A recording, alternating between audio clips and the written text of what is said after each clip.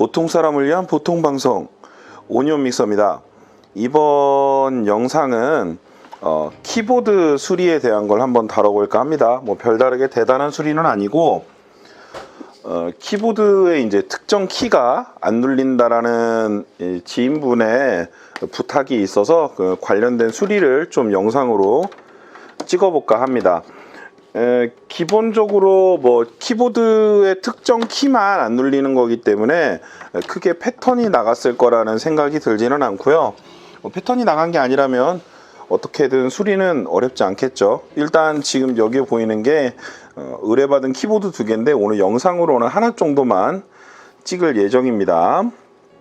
뭐 이렇게 해가지고 두 개 정도 키보드 수리가 의뢰가 왔는데요. 한번 열어보죠. 어차피 영상으로는 하나만 찍을 거니까.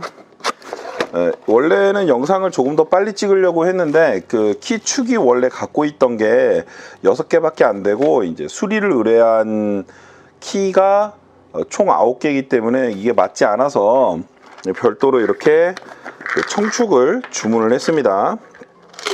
이 청축 같은 경우는 이제 이거는 제가 예전에 MSX 키보드 만들 때 청축 만들 때 사용했다가 이제 적출한 키들이라서 조금 불안하기도 하고 해서 별도로 했고, 요번에 주문할 때는 이 개당 한 680원 정도 들었어요. 680원짜리 혹시 실패할 때를 대비해서 20개 정도 이렇게 준비를 했습니다. 이게 이제 필코에서 둘 다 의뢰받은 키보드는 텐키리스기는 한데 지금 이 키 같은 경우 이제 크림치즈하고 닌자 두 개가 와 있죠. 필코 키보드 중에서 닌자와 이제 일반 키보드는 이제 닌자 같은 경우는 요 키의 아래쪽 요 부분에 각인이 되어 있다라는 게 약간 차이가 있습니다. 그래서 지금 이거 같은 경우는 크림치즈 키보드를 수리한다라고 보면 될 것 같고요. 어차피 나머지 부속품들은 수리에 중요하지 않으니까 옆으로 빼두도록 하죠. 자, 이제 아마도 제 기억이 맞다면 이제 여러 가지 것들이 있겠지만 요거 가운데 거 하나를 끌으면 수리에 큰 이상은 없을 거라고 생각이 됩니다. 오늘 수리를 할 때는 당연히 가장 필요한 건 여기에 보이는 요 테스터기겠죠.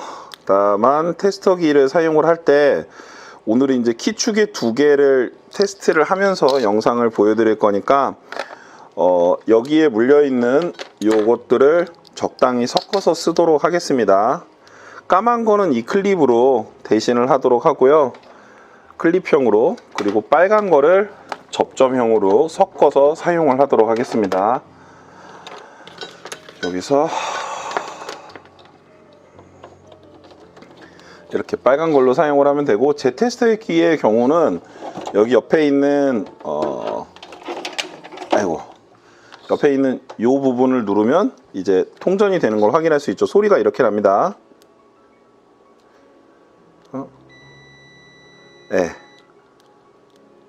이렇게 소리가 나게 되고, 혹시 모르니까 접점을 좀 닦도록 하죠. 그리고 드라이버로 일단 키보드부터 끌어 보겠습니다. 사용하지 않는 선은 잠깐 옆으로 좀 밀어 둘게요.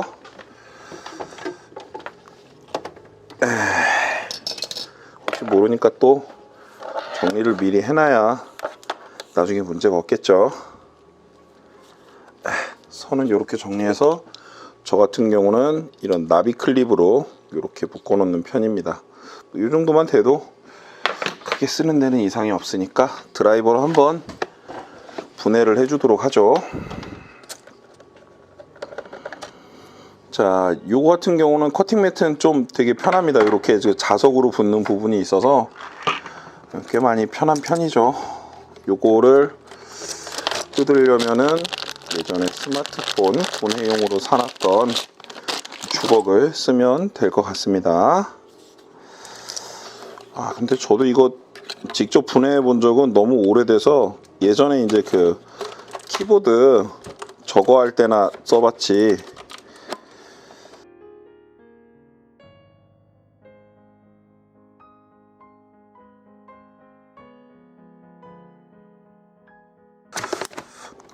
위쪽만 들어도 이렇게 열리네요. 이 아래쪽에 걸쇠가 있기 때문에 아래쪽에 있는 걸쇠 부분이 파손되지 않도록 조심해서 빼주면 되겠습니다.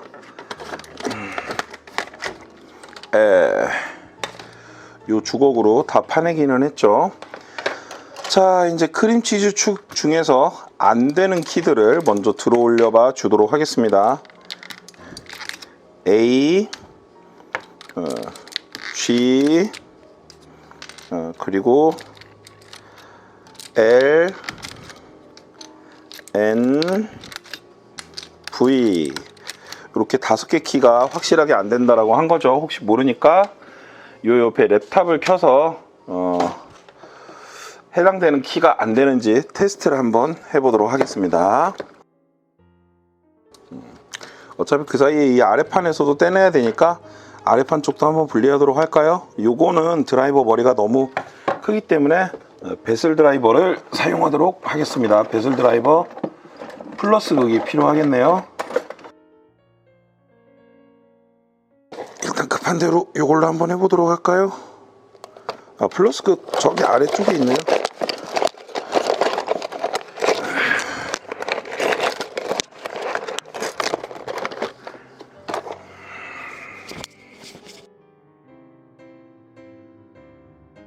그래서 이 아래쪽에 있는 걸 이렇게 끌어보도록 하겠습니다.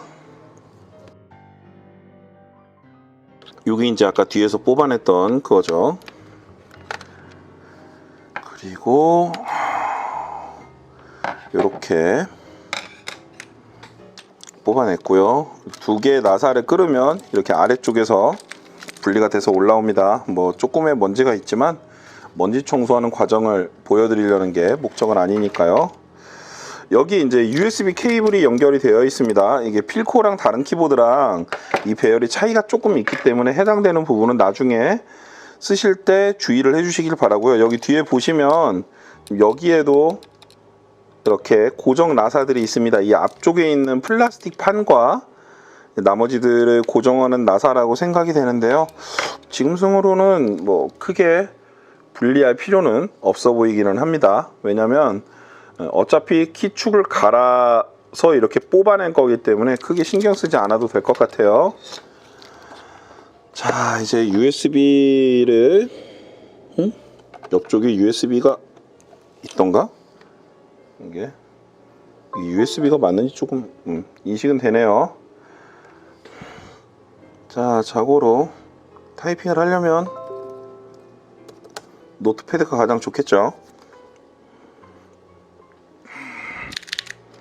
자, 용 키들이 눌리고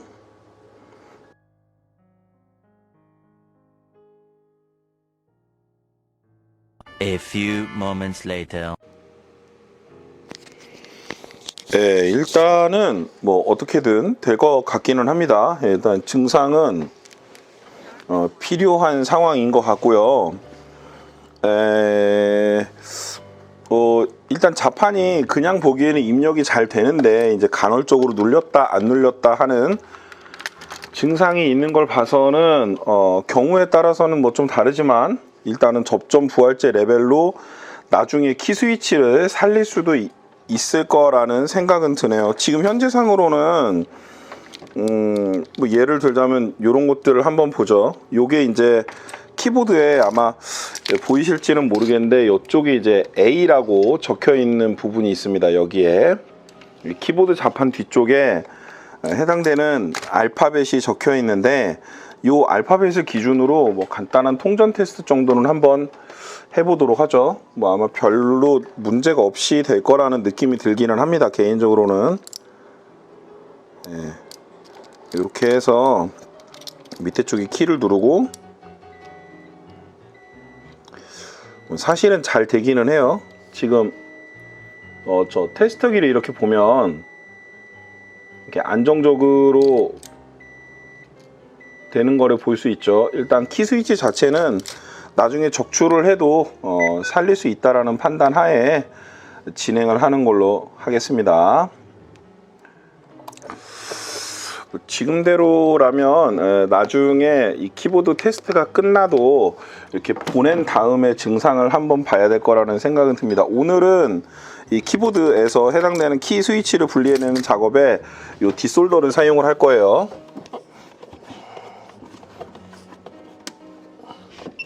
이렇게 올리게 되면 저렇게 온도가 올라갑니다. 예, 온도가 적당히 올라가면 사용을 하는 걸로 하고, 저 같은 경우 이 뒷솔더 앞에 항상 좀 꼽아 놓는 게 있어요. 이런 식으로 이거를 꼽아 놔야 구멍이 막히지 않기 때문에 뭐 사실은 쫄대가 없어져서 뭐 사용하는 임시 방편 쪽에 가깝긴 합니다만, 이런 식으로 저는 좀 넣어 놓는 편이긴 합니다. 온도는 제가 400도 정도로 맞춰 놨어요. 저기 보시면 이제 413도라고 하는데, 저 온도를 기준으로 올라가면은 해당되는 키 스위치를 뽑는 걸로 하겠습니다. 일단 얘 같은 경우는 크림치즈라고 이제 키보드니까, 크림치즈 키보드니까 AGL NV 저 키들을 뽑아내는 걸로 하겠습니다. 온도가 다 올라왔죠. 413도입니다. 뽑아 볼게요. 방법은 간단합니다. 네, 이런 식으로 녹여서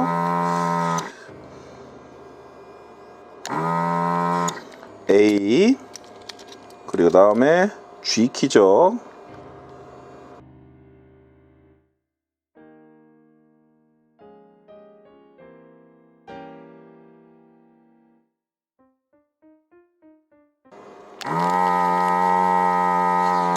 예, 일단 이 키들은 다 뽑혔고, 이렇게 항상 뒷솔더는 사용을 한 다음에, 원래는 같이 딸려 나오는 쫄대가 있어요.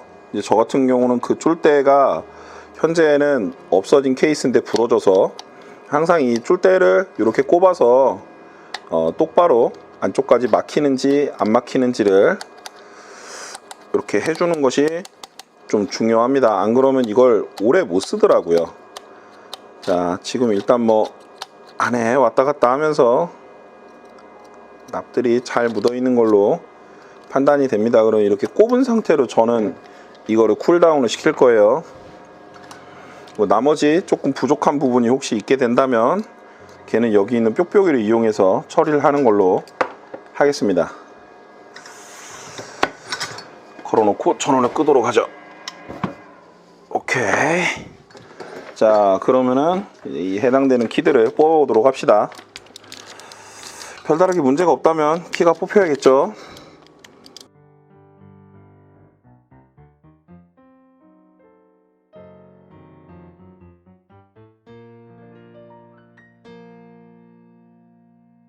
다섯 개째. 자, 요렇게 해가지고 키축들이 뽑혔고 발들은 살아있으니까 나중에 체리키를 보여드릴 때 조금 더 유용하게 쓸 수 있을 거라고 생각을 합니다. 자, 뒤쪽에 해당되는 접점들은 이렇게 별도로 마련해서 사용을 하는 청소용 칫솔 같은 걸 사용하면 됩니다. 뭐 딱히 키보드 기판 같은 경우는 부식이 되거나 하지 않는 한 별다르게 문제는 없으니까 참고를 해주시면 될 것 같고요.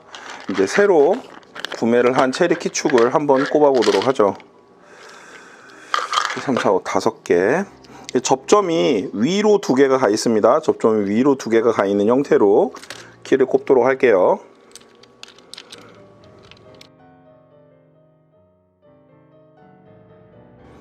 다리만 구부러지지 않았으면 삽입은 대단히 쉽게 되어야 정상이에요. 이렇게 해서 5개 다리를 다 꼽았습니다. 이번에는 인두기로 해당되는 걸 진행을 해 보도록 할게요. 온도는 평균적으로 제가 이제 400도 정도를 맞춰 놓고 사용을 합니다. 자, 인두기가 벌써 다 달아올랐으니까 이제 인두질을 시작을 해 보도록 할까요? 간단합니다. 여기 튀어나온 거를 그냥 인두질 해서 붙여 주시기만 하면 돼요.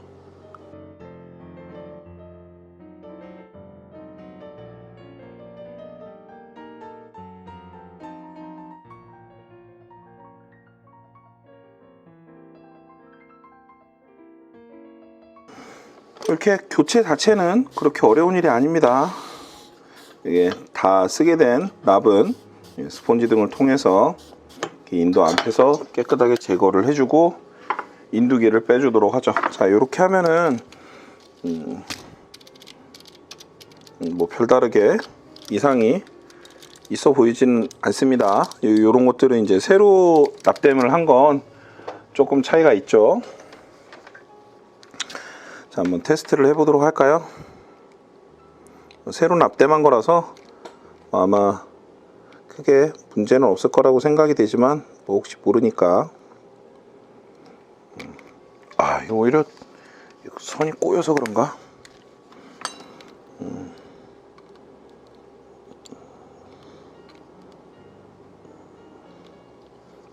예, 됐습니다. 밑에 스위치를 누르고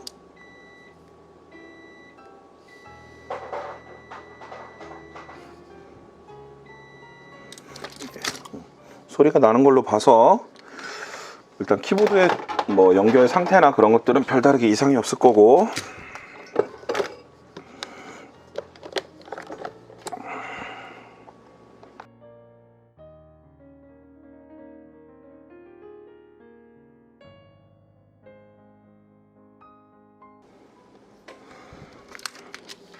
자, 여튼 뭐 입력을 해보면 되겠죠.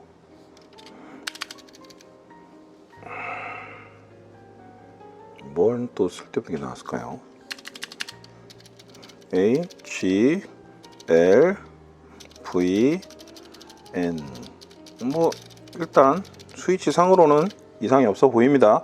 이 정도만 해도 뭐 키보드 스위치 교체로 여러분들 안 눌리는 키는 다 편하게 교체를 하거나 처리를 하실 수가 있으니까 여러분들도 키보드 단순히 키가 안 눌리는 정도 또는 뭐 음료수를 쏟아서 안 되는 정도라면 간단하게 수리를 할 수 있으실 거라고 생각을 합니다. 지금까지 시청해 주셔서 감사합니다. 오니언 믹서였습니다.